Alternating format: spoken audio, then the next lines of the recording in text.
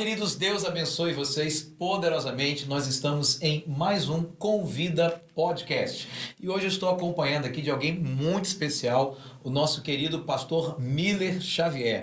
Ele que é pastor auxiliar ali junto ao pastor Clodoaldo da Igreja de Cristo em Células, lá em Goiânia, capital do Goiás. Olha, eu tenho certeza que você vai ser muito abençoado nesse bate-papo tão especial. Boa tarde, pastor Rodrigo. Boa tarde a todos vocês que estão nos assistindo. Para mim é uma honra imensa poder estar aqui com vocês, poder partilhar desse momento de muita alegria e de poder compartilhar tudo aquilo que o Senhor tem feito na minha vida, que eu vejo que é algo muito importante e especial para mim. Amém. Bom, muito bem-vindo, pastor Miller. E eu estou aqui em minhas mãos com o livro Superação. Esse livro fala da transformação da mente. O tema principal é superação. E nesse livro o pastor fala também do seu testemunho e de como Deus agiu em sua vida para transformar aí todas as coisas. Pastor Miller, me fala um pouquinho sobre a concepção desse livro primeiramente. Como é que esse livro surgiu? Por que lançar esse livro? Amém, pastor. Na verdade, escrever o livro Superação foi um desafio que foi me dado, com o objetivo de que tudo aquilo que o Senhor fez na minha vida, que as pessoas pudessem ouvir, ler e aprender que o Senhor também pode fazer acontecer na vida delas. Quando a gente fala de superação, a gente fala de vencer, a gente fala de superar. E todas as pessoas, eu acredito que você que está nos assistindo, já teve algum momento na sua vida que você passou por alguma dificuldade, mas o nosso maior problema é o qual? É que muitas vezes nós enfrentamos uma dificuldade no passado que hoje tem nos atrapalhado de viver o propósito do Senhor Jesus. Então escrever o livro Superação é levar você a vencer aquilo que tem te atrapalhado de viver o propósito que o Senhor determinou para fazer em você e através de você. Amém. Pastor Miller, você é casado há 19 anos? 15 anos. 15 anos, eu sempre confundo essas datas, né? Há 15 anos. Pai de 3 filhos. Sim. A Esther, que é a menor, a caçulinha. Caçula. Né? O Pablo, que é o do meio. Isso. E o primogênito. Luan Gabriel. O Luan Gabriel. Muito bem. Agora, pastor, você vive uma vida, graças a Deus, abençoada, feliz com a sua família, mas nem sempre foi assim. Algo aconteceu na sua vida que te marcou e, aliás, é o que também a gente vai encontrar nas páginas desse livro. Pastor, fala um pouquinho sobre isso. O que aconteceu na sua infância, na sua história? Certo, pastor. Eu nasci em um lar onde o meu pai engravidou minha mãe e ele abandonou ela. Aqui já começa um processo de dificuldade na vida, porque na minha concepção já foi gerado o sentimento de rejeição, e eu acredito que a rejeição é um dos piores sentimentos que uma pessoa possa viver na sua vida. Então minha mãe, ela teve duas tarefas, a de ser mãe e a também de ser pai, de ser aquela que trazia provisão para dentro de casa. Então minha mãe saía para trabalhar e eu era cuidado por uma tia que tinha 8 anos de idade. Então imagina aí um recém-nascido, uma criança sendo cuidado por uma outra criança. E eu cresci nesse lar na ausência de pai. E quando eu inteiro 8 anos de idade, pastor, eu sofri um abuso sexual e já tinha a dor da rejeição, agora veio a dor do abuso sexual. Isso com que idade? Eu estava com 8 anos de idade quando aconteceu o abuso sexual. Então, isso durou até quanto tempo? Pastor, foi 8, 9, 10, até os 11 anos de idade. Então, de 8 aos 11 anos de idade, eu sofri aí o abuso sexual. E isso marcou a minha vida. Né? Então, eu costumo dizer que a gente tem que ter uma preocupação muito grande com a criança, Sim. até pelo fato da formação do caráter dela ser de 0 a 11 anos de idade. Tudo que uma criança aprende nesse período, ela vai levar para a vida. Então, isso marcou a minha vida. Mas o diferencial, pastor Rodrigo, é que quando eu tinha 6 anos de idade, antes do abuso acontecer, próximo à minha casa havia uma igreja. E eu comecei a frequentar essa igreja. Eu ia só na escola dominical e a palavra do Senhor foi sendo ministrada na minha vida. A Bíblia diz assim, ó, ensina seu filho no caminho para que quando ele cresça ele não desvie. Então quando você ensina o seu filho, a criança dentro da palavra, quando ele crescer, ele vai crescer no temor do Senhor. E isso foi gerado no meu coração. Então quando eu vivi o abuso sexual, eu vivi um trauma na minha vida. Mas ao mesmo tempo a palavra de Deus já tinha sido semeada na minha vida. Que eu acredito que foi algo muito importante. Porque qual é a minha maior preocupação e o maior desafio que eu observo hoje em dia na vida das pessoas? Quando nós olhamos para a estatística do Brasil, a cada 110 meninos, 100 são abusados sexualmente. Meninos. A cada 5 meninas, 3 são abusadas sexualmente até completarem 18 anos de idade. Só que a maioria dessas pessoas que sofreram um abuso ou sofrem um abuso sexual talvez elas não tenham a oportunidade de ter conhecido a palavra de Deus na Sim. infância. Talvez não nasceu num lar cristão. E quando essa pessoa se torna uma adolescente, a lembrança que ela tem de vida sexual, porque nós sabemos que na puberdade, né, vem os desejos sexuais, as vontades, a lembrança que ela tem é do abuso que ela viveu. Sim. E a maioria começa a alimentar aquele prazer que até na infância não era prazer, mas agora, a partir do momento que se torna adolescente, começa a ser gerado desejos e vontades. Sim.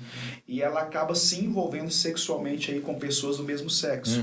Meninas, às vezes, por ter sido tão violadas, não querem mais ter nem relações com homens e acaba se envolvendo aí com mulheres. E aí a gente percebe que o inimigo, né? O inimigo da nossa alma, o diabo, ele tem matado a infância. E quando ele mata a infância, ele atinge um adulto. Ele atrapalha os sonhos, os planos e os propósitos de Deus. Então, quando eu escrevo esse livro Superação, é para levar as pessoas a vencer esse trauma que elas viveram no passado, assim como eu venci. Uau! Quando o senhor falou sobre essa questão, né, do desenvolvimento, né, do adolescente ali, eu me lembrei de um caso que a gente, né, acompanhou, fala a gente, quando me refiro a mim e minha esposa, de uma menina, né, uma jovem, que ela estava envolvida numa questão, realmente, num relacionamento homossexual, e ela, quando nós fomos procurar, conversar com ela, ela simplesmente disse, não, eu não quero saber, né, se vocês são contra isso. E aí, quando a gente conheceu a história dela passa por esse caminho. Por quê? Porque ela foi abusada dos 8 até os 12, 13 anos de idade, né? Aliás, dos 7 aos 13 ela foi abusada nesse período. E aí também ela começou a construir a ideia que o homem não presta. O homem não presta, porque o homem abusou de uma criança. Agora, com 14 anos, ela vai se relacionar com um garoto, né, na escola. E o garoto insistiu com ela para ter relação com ela, ela não queria. Quando teve relação, esse garoto a rejeitou. A semelhança, né, daquela experiência do Amnon. A rejeitou completamente. E aí, a partir daí, ela decidiu, homem não presta, eu não quero saber de homem na minha vida. Aí, a partir daí também, ela começou a se envolver, né, com outras meninas. Mas, graças a Deus, foi liberta, a vida transformada. Mas essa construção é muito pesada. Com certeza, pastor Rodrigo. A gente precisa entender que a gente não pode julgar um adulto sem conhecer a sua história na infância. Quando você vai estudar cientificamente, quando você olha para a Bíblia, você percebe que a ciência e a palavra do Senhor, ela se liga na questão da formação do caráter na infância. O ser humano, o filho e a filha, por exemplo, quando eles são criados com pai e mãe, a menina, por exemplo, a forma de andar, de falar é igual da mãe, porque ela está formando o caráter dela se espelhando na mãe. O filho da mesma forma, ele está formando o caráter ali, olhando para o pai, observando aquilo que o pai tem. Mas o que tem acontecido na geração atual que nós estamos vivendo? Nós temos encontrado muitos jovens e adultos com sérios problemas. Por quê? Porque a grande maioria deles não tiveram a oportunidade de nascer em um berço cristão. E no decorrer aí desse período da infância, sofreram ou passaram por algo, né? Eu estou sendo específico aqui no abuso sexual, mas existem várias outras coisas que uma criança passa, seja violência, de ser agredida dentro de casa, maltratada, abandonada.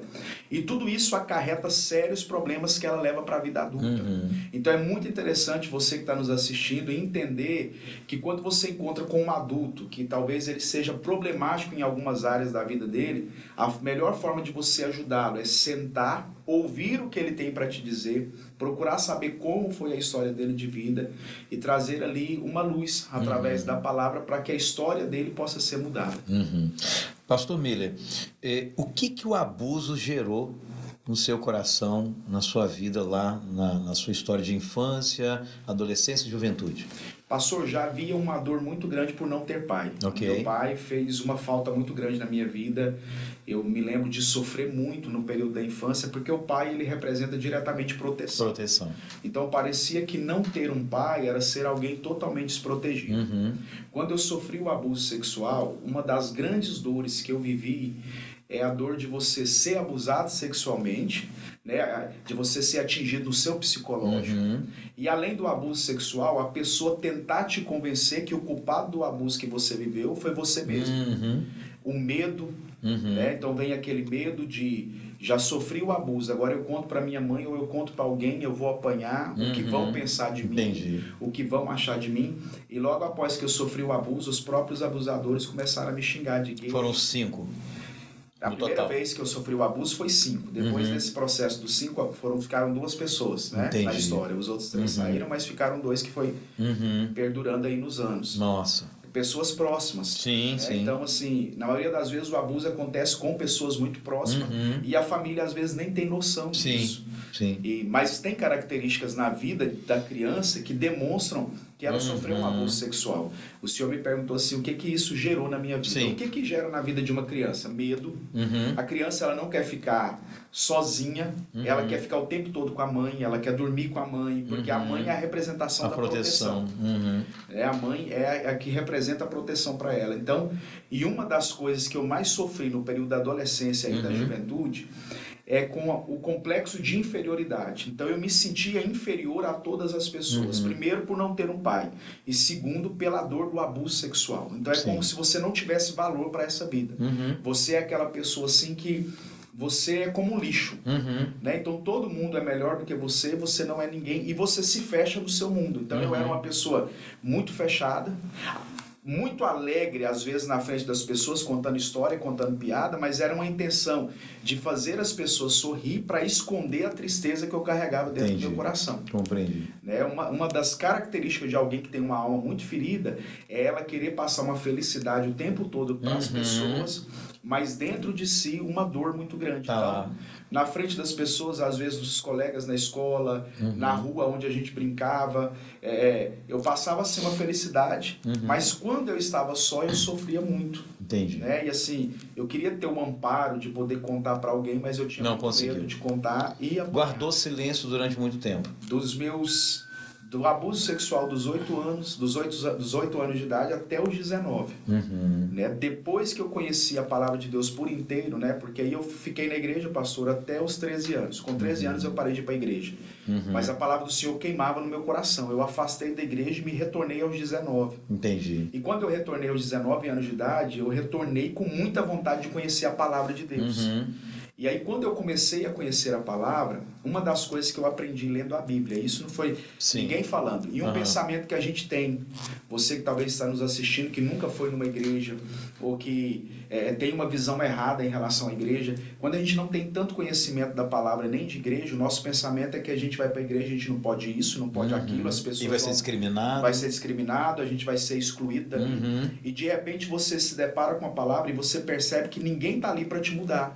Mas de acordo com o que você vai conhecendo a palavra vai te fazendo enxergar quem você é em Deus. Então, quando eu comecei a ler a Bíblia e a entender a palavra, eu entendi que eu não era aquilo que eu havia vivido e nem passado. Muito bom. Aquilo que as pessoas xingavam ou falavam, eu não era aquilo que os abusadores fizeram. Sofreu muito bullying, pastor? Muito bullying na escola, na rua.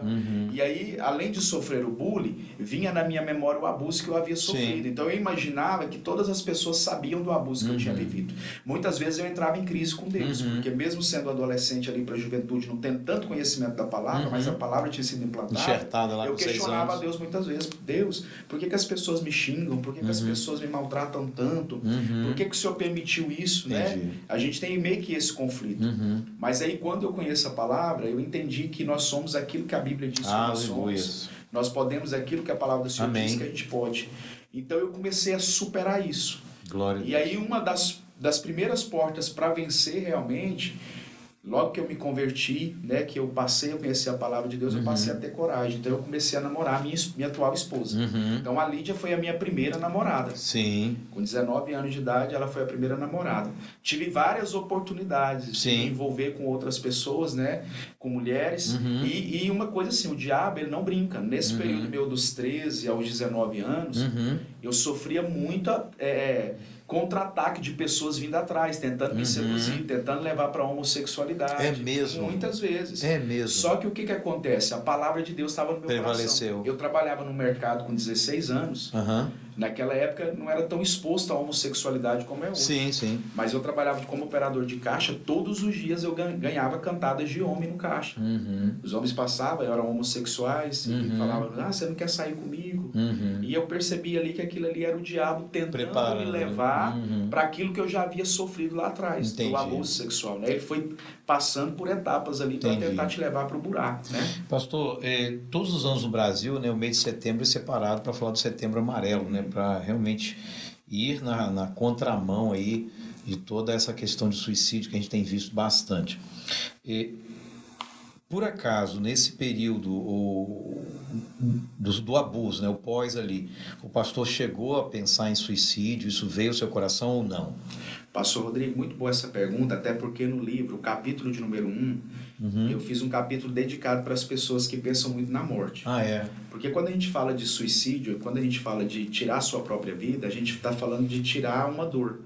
Na verdade, a pessoa não quer morrer. A vontade dela é cessar a dor. Cessar a dor que ela está vivendo, e ela imagina que a morte é a solução. Entendi. Por muitas vezes eu entrei em crise de por que eu existo. Mas literalmente eu não tive o pensamento de tirar minha própria vida pelo fato de conhecer a palavra. Sim. Então, ter aprendido a palavra na infância também te protegeu. Enfatizava muito na questão aqui, ó, quem suicida vai para o inferno. Então, naquela época, 19 anos atrás, era muito falado sobre isso, que quem tira a própria vida vai para o inferno. Então, eu tinha muito medo do inferno, era criança, adolescente, tinha aquele medo grande que ainda não era o temor que hoje eu conheço da palavra de Deus. Então, pensar em tirar a própria vida não foi algo que passou na minha cabeça. Mas, às vezes, de fugir, de sumir, de desaparecer, por muitas vezes isso passou na minha mente.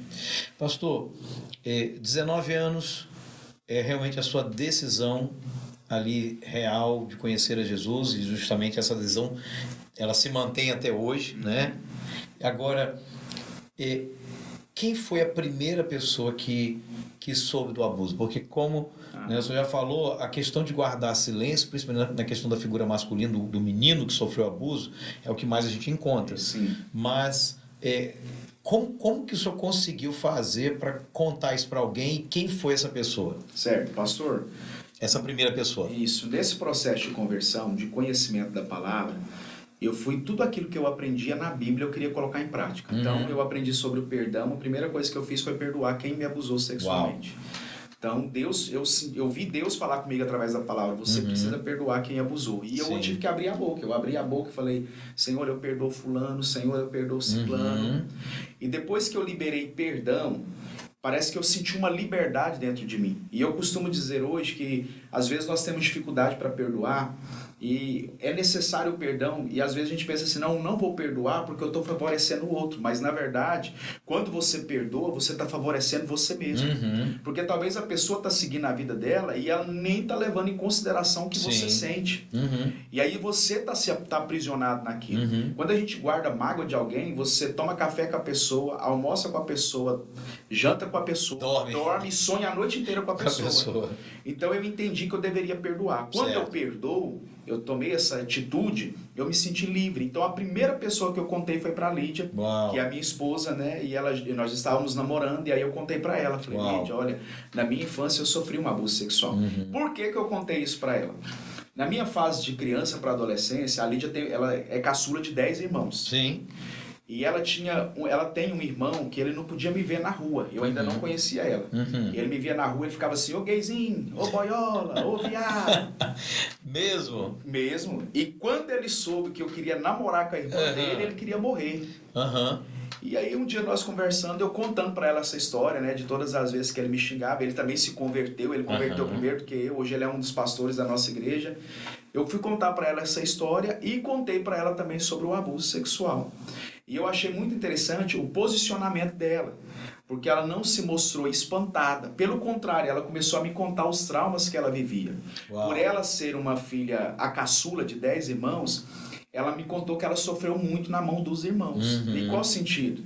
Dos irmãos maltratarem, brigar muito com ela e às vezes xingá-la. Como se fosse uma intrusa, então, né? Chegou por último. E era muito bem cuidada pelo pai e pela mãe. Minha sogra me disse que ela nunca apanhou de tanto que ela respeitava eles.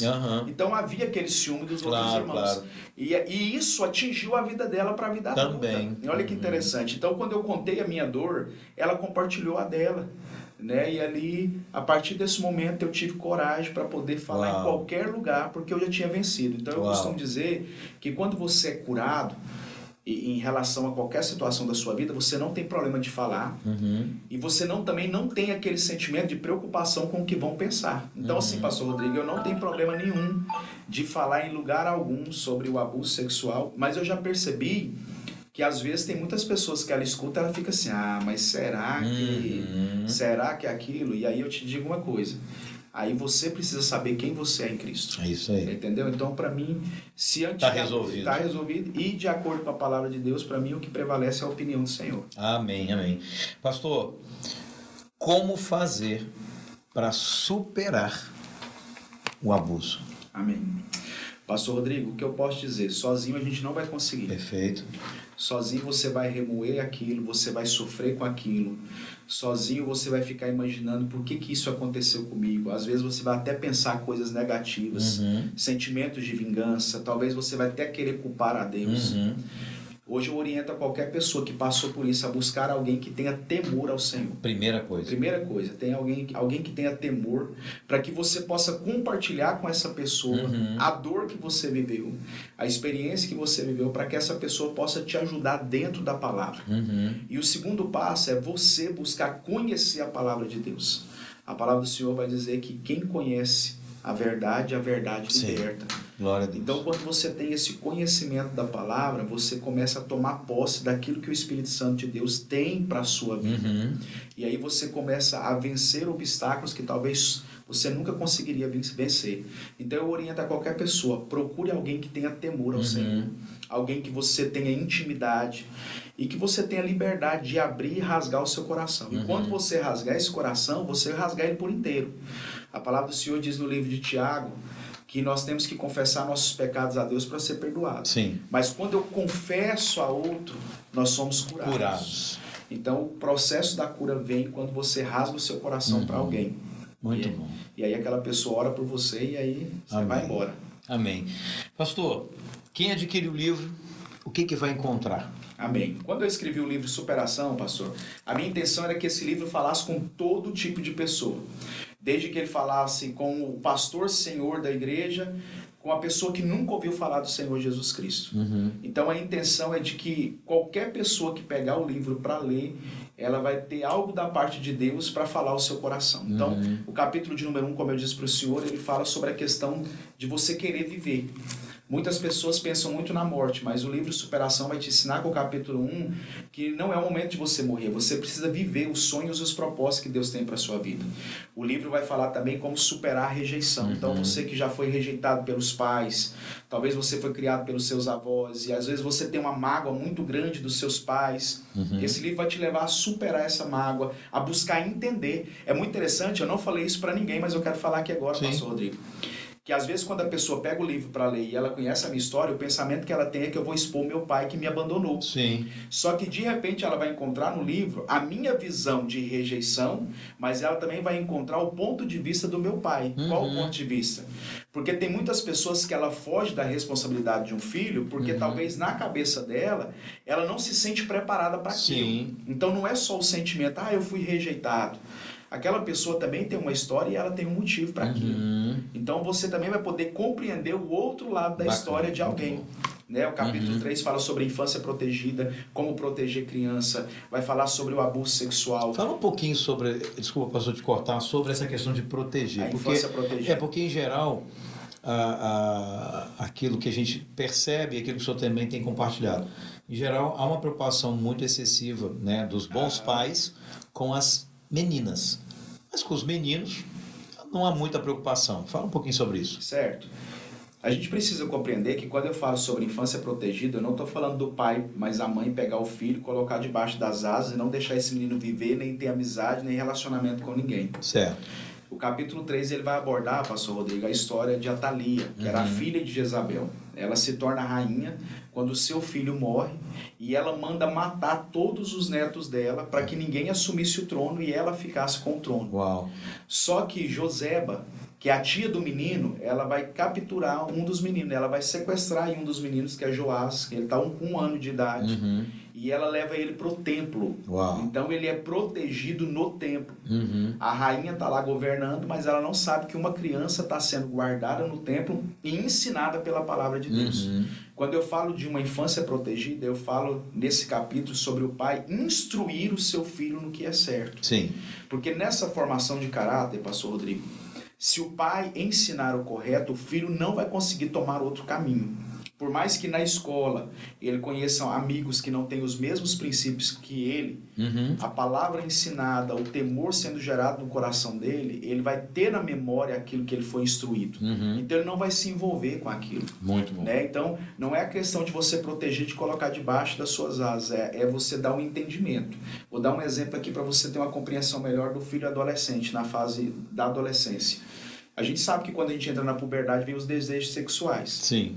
E às vezes o pai e a mãe olham para o filho e falam, o filho tá doido para saber o que é sexo, e às vezes o pai e a mãe falam assim, não, você não pode fazer isso. Só que você simplesmente não pode dizer, você não pode fazer isso. E aí tá todo mundo dizendo, não, isso é bom e tal. O que o pai e a mãe devem fazer diante de uma situação dessa? Explicar, meu filho, isso é algo bom. Foi feito para que o ser humano vivesse. Mas eu preciso trazer a explicação para o meu filho qual é o princípio que eu acredito. Olha, o princípio que nós acreditamos é que isso é algo que você só vai poder viver depois do casamento. Bom. Então é trazer à luz a mente daquele que está diante de você. Então a proteção vem pelo conhecimento. E isso é em todas as áreas. Olha para o senhor ver, né? A Bíblia diz, conhecereis a verdade e ela vos libertará. Mas para a vida, o conhecimento liberta qualquer pessoa. Sim, muito bom. E aí então, capítulo 4... Capítulo 4 fala sobre abuso sexual, né, como as estatísticas do Brasil, como que isso acontece. E aí o capítulo 5 já vem com as consequências. Então tem muitas pessoas, pastor Rodrigo, que entram na questão de depressão, crise de pânico, ansiedade, transtornos. E tudo isso é consequência daquilo que ela viveu. Então, no capítulo de número 5 eu falo sobre as consequências, mas eu falo sempre sobre um assunto, mas no final eu te levo a você superar aquilo. Uau, então por isso que o livro se chama Superação. Você vai entrar num assunto, você vai se ver naquele assunto, mas no final você vai encontrar a luz da palavra, como sair daquilo. Tem uma saída. Né? O capítulo 6, crise de identidade.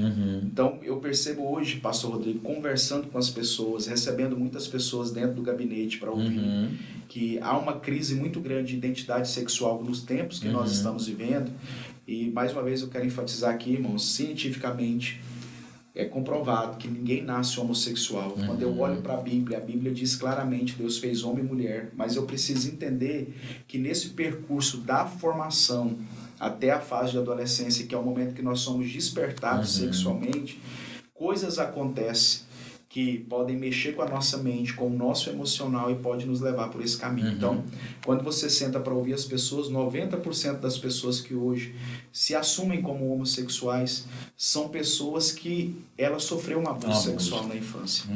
E eu costumo dizer, criança não tem desejo sexual. Mas eu ouvi uma história, pastor, muito forte essa história, de uma mãe que ela era prostituta e ela tinha uma filha de 3 anos de idade. E todas as vezes que ela ia manter relações sexuais, que ela vendia o corpo, ela permitia que aqueles que se envolviam com ela tocassem na filha. E ela tinha 3 anos de idade. E aí ela começou a ser tocada, a menina.